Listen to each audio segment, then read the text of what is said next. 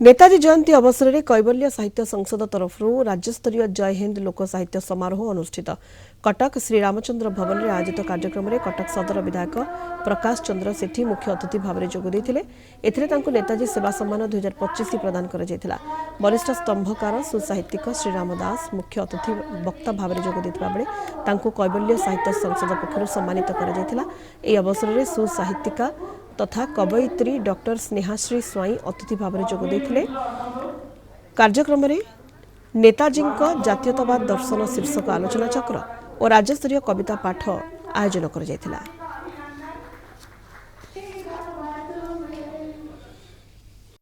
राज्यस्तरीय जय हिंद लोक साहित्य समारोह 2025 श्रीरामचंद्र भवन में पालन करुचु। यही अवसर में ओडिशार विभिन्न जिलूर शह शह संख्यार कवि लेखक सारस्वत स्रष्टा और समाजसेवी मैंने योगदान करिसेंती। नेताजी जो स्वाधीनता संग्राम रे जो अवदान थिला बलिदान थिला त्याग थिला से विषय में वक्ता माने वक्तव्य प्रदान करुचंती।